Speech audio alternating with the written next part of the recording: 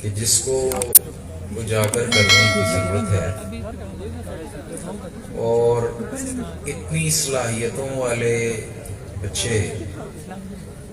ابھی میں یہ جو سپیچ سن رہا تھا ایک بچے کی، ان بچوں کو کسی مقام تک پہنچنا چاہیے، لیکن بدقسمتی کے ساتھ ہمارے ہاں مؤثر پلاننگ نہ تو حکومتی سطح پر موجود ہے، اور نہ ہی ہمارے تعلیمی اداروں کے اندر موجود ہے، نہ ہی پیرنٹس کے اندر اتنی ہمارے ہاں بیداری یا صلاحیت کی کمی کہہ لیں کہ ہم اپنے ان پھول جیسے انتہائی باصلاحیت بچوں کو اس مقام تک نہیں پہنچا پاتے کہ جہاں ان کو پہنچنا چاہیے. اس پروگرام کا مطلب یہ ہے کہ ہم اپنے اس پوٹینشل کو صحیح استعمال کریں. ہماری نئی نسل بے پناہ صلاحیتوں کی مالک ہے، اس کے لیے مؤثر پلاننگ کی ضرورت ہے. اور اسلامی جمعیت طلبہ ایک ایسا ادارہ ہے کہ جو نئی نسل کو یہ مکمل رہنمائی فراہم کرنے کا انتظام کرتی ہے، اور یہ اسٹوڈنٹس ایکسپو جیسے پروگرام رکھ کر اور اس میں اس طرح کے پروگرام رکھ کر میں سمجھتا ہوں کہ یہ اس گیپ کو فل کرتی ہے کہ جو اور وہ کام کرتی ہے کہ جو نہ گورنمنٹ کر رہی ہے، نہ ہمارے پیرنٹس کر رہے ہیں، نہ ہمارے ادارے کر رہے ہیں.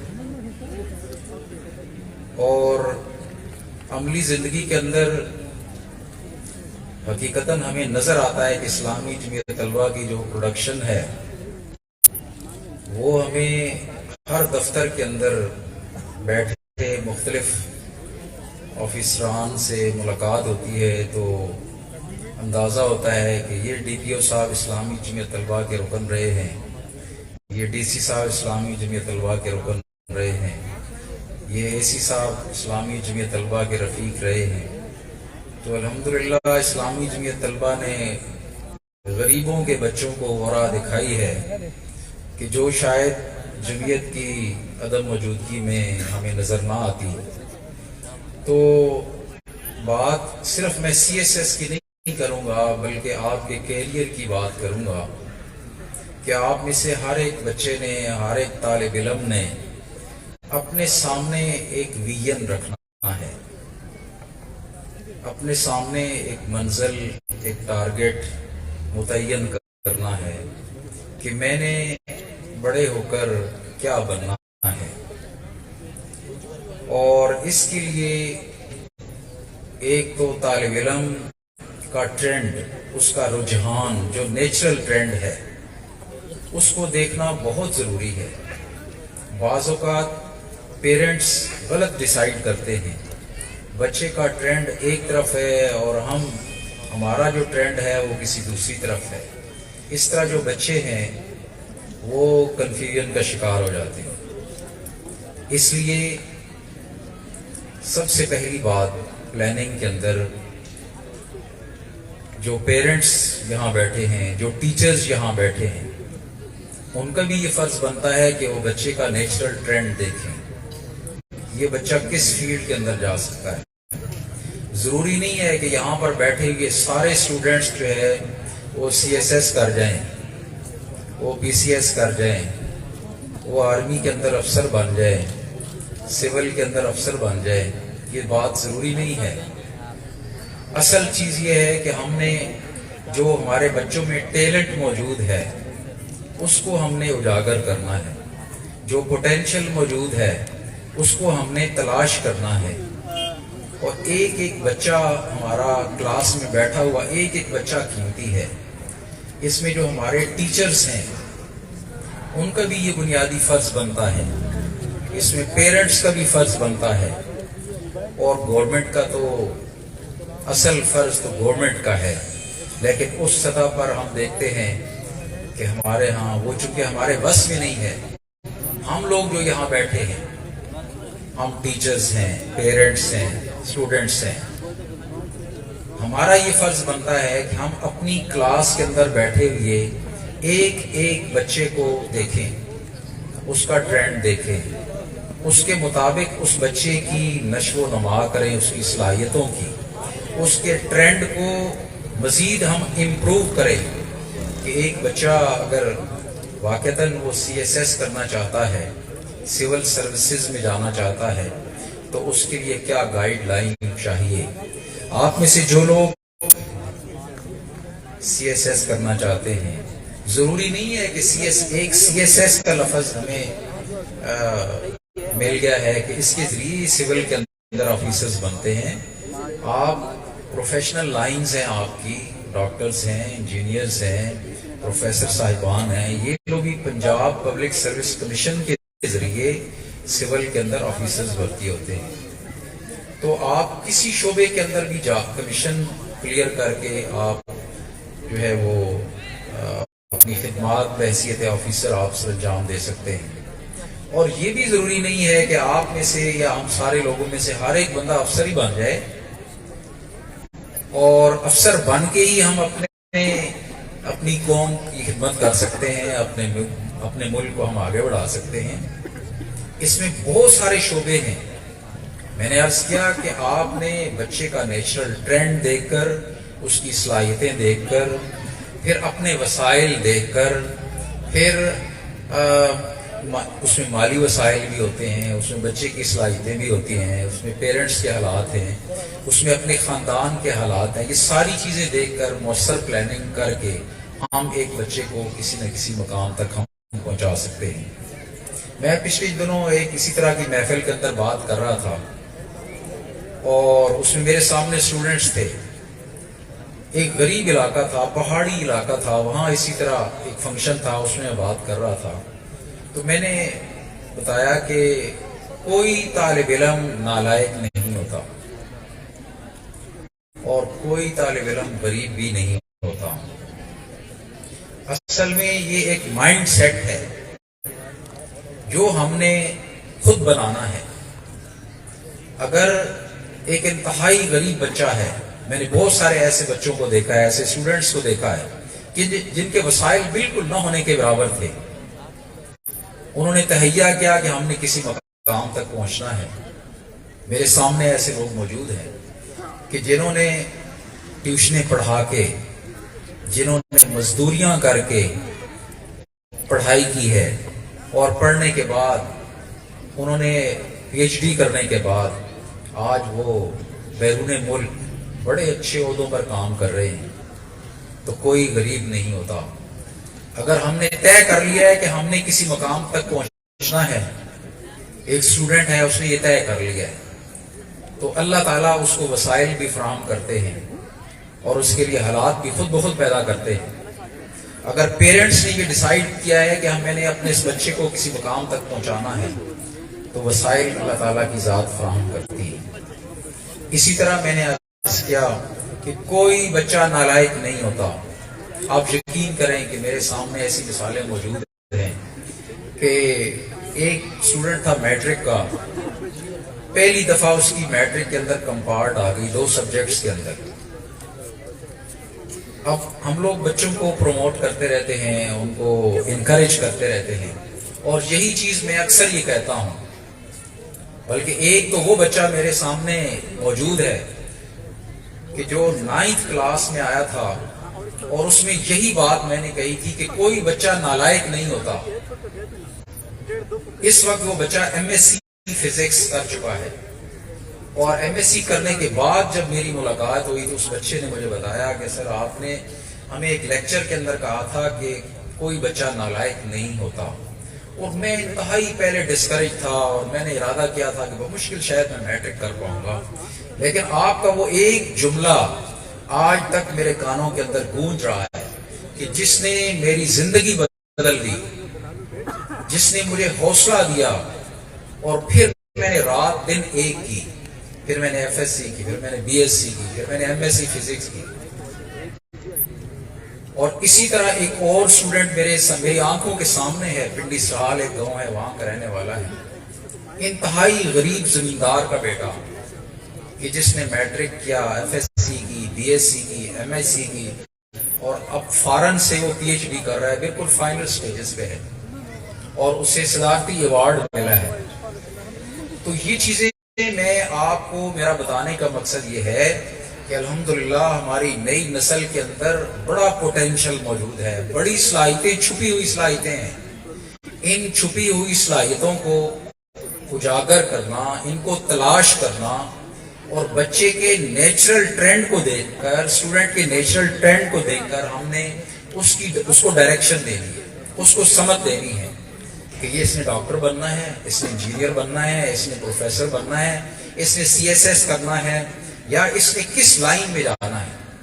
یہ چیز بہت ضروری ہے. بعض اوقات ہمارے اوپر ایک دھن سوار ہو جاتی ہے کہ بس جی معاشرے میں مقام ہے تو ڈاکٹر کا ہے، انجینئر کا ہے، بس ان لوگوں کا جو ہے وہ معاشرے کے اندر مقام ہے، اور ہم اس کے اوپر بے جا اپنا سرمایہ استعمال کرتے ہیں. بچے کو چائنا بھیجنا ہے، وہاں بھیجنا ہے، ادھر بھیجنا ہے، پاکستان میں ایڈمیشن نہیں ہوتا تو کسی اور جگہ اس کو ایڈمیشن دلانا ہے، لیکن اس کو ہر حال میں ڈاکٹر بنوا کے چھوڑنا. اب بات سی ایس ایس کی ہوئی، اس کے لیے سمپل گریجویشن چاہیے. سیکنڈ ڈویژن میں اگر آپ نے گریجویشن آپ کے بچے نے کر لی ہے تو وہ سی ایس ایس کر سکتا ہے. میں ایک دفعہ ہمارے ایک دوست سے ڈائریکٹر اینٹی کرپشن فوت ہو گئے، اللہ تعالیٰ مغفرت فرمائے، میں ان کے پاس بیٹھا تھا تو میں نے پوچھا سر آپ کے بیٹے کیا کرتے ہیں؟ تو انہوں نے کہا جی کہ میرا بیٹا جو ہے وہ ایف اے کر رہا ہے. میں نے کہا جی ایف اے کر رہا ہے، کیا وہ نالائق ہے؟ آپ نے سائنس سبجیکٹس کیوں نہیں رکھوایا، ایف ایس سی کیوں نہیں کر رہا؟ تو کہنے لگے کہ میں نے خود جو ہے وہ آرٹس پڑھی ہے، میں نے ایف اے کیا، بی اے کیا، اور پھر میں نے سی ایس ایس کیا. اس وقت وہ ڈائریکٹر اینٹی کرپشن تھے. تو سی ایس ایس کے لیے صرف آپ کو گریجویشن چاہیے. سیکنڈ ڈویژن میں اگر آپ گریجویٹ ہیں تو آپ سی ایس ایس کر سکتے ہیں. اس کے لیے کچھ کمپلسری سبجیکٹس ہوتے ہیں، کچھ آپشنل سبجیکٹس ہوتے ہیں. کمپلسری سبجیکٹس جو ہے وہ آپ فیڈرل پبلک سروس کمیشن یہ امتحان لیتا ہے، سی ایس ایس کا، سینٹرل سپیریئر سروسز ایگزامینیشن اسے کہتے ہیں. اس کو کنڈکٹ کرتا ہے فیڈرل پبلک سروس کمیشن.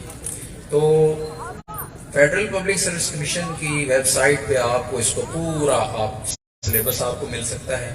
آپ سلیبس آپ دیکھیں، اپنے سبجیکٹس کا انتخاب کریں، اور اس کے بعد آپ تیاری شروع کر دیں. اس کے لیے آپ کو ایک تو کرنٹ افیئر سے آپ کا واقف ہونا انتہائی ضروری ہے، جس کے لیے اخبار کا پڑھنا، ڈیلی اخبار، اردو کا اخبار پڑھیں اور ساتھ انگلش کا اخبار پڑھیں. دونوں اخبار آپ کو پڑھنا بہت ضروری ہے. امتحان دینے سے کم از کم سال 2 سال پہلے آپ کو اس چیز کی تیاری شروع کر دینی چاہیے. اور اس کے لیے آپ کو کوئی اکیڈمی بھی آپ جوائن کر سکتے ہیں. راولپنڈی اسلام آباد کے اندر اکیڈمی کے بغیر بھی آپ تیاری کر سکتے ہیں. ٹی وی کے اندر مختلف جو ڈسکشنز ہوتی ہیں، خبر نامے ہوتے ہیں، وہ آپ باقاعدگی کے ساتھ آپ سنیں. اس کے لیے جو کرنٹ افیئرس کی بکس ہوتی ہیں، جنرل نالج کی بکس ہوتی ہیں، وہ بھی آپ اسٹڈی کر سکتے ہیں. بس بات صرف اتنی ہے کہ اگر آپ سی ایس ایس کرنا چاہتے ہیں یا آپ کسی بھی سول سروسز میں کمیشن آپ حاصل کرنا چاہتے ہیں تو اس کے لیے آپ کو ڈٹرمنڈ ہونا چاہیے. ڈٹرمنڈ کا مطلب یہ ہوتا ہے کہ آپ کو پرعزم ہونا چاہیے، پختہ ارادہ ہونا چاہیے. بس آپ ارادہ کر لیں کہ میں نے سی ایس ایس کرنا ہے یا فلاں ڈپارٹمنٹ کے اندر جانا ہے. جو اسٹوڈنٹس بیٹھے ہیں، یونیورسٹیوں کے اسٹوڈنٹ ہیں، کالجز کے اسٹوڈنٹ ہیں، وہ باشعور ہیں، وہ اپنا فیصلہ خود بھی کر سکتے ہیں. لیکن یہ یاد رکھیں، یہاں جتنے اسٹوڈنٹس بیٹھے ہیں، ٹیچرز بیٹھے ہیں، میں آپ سے یہ ریکویسٹ کروں گا کہ ہم لوگ بھیڑ چال کی طرح اور بغیر کسی منزل کے، بغیر کسی ٹارگٹ کے، بغیر کسی گول کے ہم لوگ الل ٹپ چلے جا رہے ہیں. کوئی پلاننگ نہیں ہے کس بچے نے کدھر جانا ہے، اور ہم نے بچوں کے لیے کوئی پلاننگ. ہم بچوں کو کیوں پڑھاتے ہیں؟ بس جی نوکری دلانی. یاد رکھیں، ہم یہاں اسٹوڈنٹس، ٹیچرز، پیرنٹس بیٹھے ہیں. تعلیم کا مقصد کبھی بھی روزگار نہیں ہوتا. ٹھیک ہے، یہ باتیں، مجھے یہ موضوع ملا، میں آپ کے سامنے اس پر بات بھی کر رہا ہوں، لیکن یہ بات کہے بغیر میں نہیں رہ سکتا کہ تعلیم کا مقصد روزگار نہیں ہے، اور تعلیم کو کبھی روزگار بنانا بھی نہیں چاہیے۔ تعلیم جو ہے یہ صرف اچھا انسان بنانے کے لیے ہے۔ تعلیم صرف اچھا انسان بنانے کے لیے ہے، انسان کو انسان بنانے کے لیے ہے، روزگار کے لیے نہیں ہے۔ یہ بہت بڑا ظلم ہے اگر ہم یہ کہیں کہ میرا بچہ پڑھ لکھ کر افسر بن جائے گا، تنخواہ ملے گی اور میرے گھر کا خرچہ چلے گا۔ یہ آپ کو کس نے بتایا ہے کہ رزق نوکریوں کے اندر پڑا ہے؟ بحیثیت مسلمان اور یہی اسلامی جمعیت طلبہ نے ہمیں یہ سوچ دی ہے کہ رزق تو اللہ دینے والا ہے۔ بچہ جب پیدا ہوتا ہے اس کے لیے رزق کا تعین اللہ کی ذات کر دیتی ہے، اس لیے رزق نوکریوں کے اندر نہیں ہے۔ تعلیم یہ جو نصب العین ہے، یہ جو مقصد ہے ہمارا کہ میرا بچہ پڑھ لکھ کر بڑا ہو کر افسر بنے گا۔ اب جس بچے سے پوچھیں بڑا ہو کر کیا بنو گے؟ میں ڈاکٹر بنوں گا جی، میں انجینئر بنوں گا جی، میں پائلٹ بنوں گا جی، میں فلاں بنوں گا جی، میں فلاں بنوں گا۔ سب کچھ بنے، لیکن اس کو اپنا ٹارگٹ مت رکھیں۔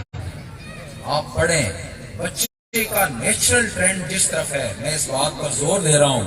آپ اسٹوڈنٹس بھی یہاں بیٹھے ہیں، کالجز کے، یونیورسٹیوں کے، اسکولوں کے، اور ٹیچرز بھی یہاں بیٹھے ہیں۔ بچے کا نیچرل ٹرینڈ دیکھیں۔ اگر بچہ فزکس میں سب سے اچھا وہ انٹرسٹ لیتا ہے، اس کے مارکس اچھے آتے ہیں ہر ٹیسٹ کے اندر، آپ اس کو فزکس والی سائڈ پہ لے کے جائیں۔ اسے کہیں کہ بی ایس سی کے اندر ڈبل میتھ فزکس رکھ لیں، ایم ایس سی فزکس کر لیں، پی ایچ ڈی فزکس میں کریں۔ ایک بچہ ہے اگر وہ کیمسٹری میں زیادہ انٹرسٹ لیتا ہے، کیمسٹری میں اس کے مارکس اچھے آتے ہیں، ٹیچرز کا یہ فرض بنتا ہے، پیرنٹس کا یہ فرض بنتا ہے کہ اس کو کیمسٹری میں ایم ایس سی کروائیں، پی ایچ ڈی کروائیں اس کو۔ اور یاد رکھیں اب کمپٹیشن کا دور ہے، کمپٹیشن کا دور ہے۔ یہ پی ایچ ڈی کا لفظ بچے سیکھ لیں، اسٹوڈنٹس یاد کر لیں، اس سے پہلے تعلیم ختم نہیں کرنی ہے۔ آپ کا ٹارگٹ کیا ہے؟ اسٹوڈنٹس کا ٹارگٹ کیا ہے؟ میں نے پی ایچ ڈی کرنی ہے۔ پی ایچ ڈی میں کیا ہوتا ہے؟ ریسرچ ہوتی ہے۔ پی ایچ ڈی میں کیا ہوتا ہے؟ ریسرچ ہوتی ہے۔ اور یاد رکھیں، کوئی قوم، کوئی معاشرہ، کوئی ملک اس وقت تک ترقی نہیں کر سکتا جب تک اس کے ہر شعبے کے اندر ریسرچ نہیں ہوگی۔ تو جب تک آپ ریسرچ نہیں کریں گے، آپ یاد رکھیں کہ ہم آگے نہیں بڑھ سکتے ہیں۔ تو آپ کا ٹارگٹ اگر پی ایچ ڈی ہے تو پی ایچ ڈی کے اندر آپ نے ریسرچ کرنی ہے، آپ نے آگے بڑھنا ہے۔ تو ہماری قوم اس وقت تک ترقی نہیں کر سکتی کہ جب تک ہم ریسرچ نہیں کریں گے، اور بچے کا نیچرل ٹرینڈ دے کر اسی سبجیکٹ کے اندر اسے آگے بڑھائیں۔ پھر اس کے بعد چاہے آپ سی ایس ایس کریں اور چاہے آپ سول سروسز میں کسی شعبے کے اندر بھی آپ چلے جائیں، اور یہ بات بھی اپنے ذہنوں سے نکال لیں کہ ہمارا بچہ اگر افسر بنے گا تو تبھی ہمارا خاندان جو ہے خوشحال ہوگا۔ رزق اللہ کے ہاتھ میں ہے، نوکری اللہ کے ہاتھ میں ہے۔ بس تعلیم کا مقصد صرف اور صرف اچھا انسان بننا ہے، اچھا مسلمان بننا ہے، اور اسلامی جمعیت طلبہ نے یہی ماٹو ہمیں دیا ہے۔ آج ہم عملی زندگی کے اندر بھی دیکھتے ہیں کہ جن لوگوں نے اپنی اسٹوڈنٹ لائف میں اسلامی جمعیت طلبہ کے ساتھ وقت گزارا ہے، آج وہ ایک اچھے ایڈمنسٹریٹر ہیں۔ کسی دفتر کے اندر وہ افسر ہیں تو پورا دفتر بتاتا ہے کہ واقعی یہاں پر کوئی ایک اچھا ایڈمنسٹریٹر بیٹھا ہوا ہے۔ تو میں آخر میں اپنی گفتگو ختم کروں گا اس معذرت کے ساتھ کہ مجھے بالکل تھوڑا وقت پہلے یہ بتایا گیا کہ آپ نے اس موضوع پر بات کرنی ہے، تو اس موضوع کا جو حق تھا شاید میں ادا نہیں کر سکا ہوں۔ اسی صاحب نے بات کرنا تھی، ظاہر ہے ان کا شعبہ تھا، وہ اس پر سیر حاصل گفتگو کرتے، اس لیے یہ تشنا سی گفتگو میں نے آپ کے سامنے عرض کی ہے۔ اللہ تعالیٰ سے دعا ہے کہ اللہ تعالیٰ یہ ٹوٹے پھوٹے الفاظ اپنے ہاں مقبول فرمائے۔ بہت شکریہ۔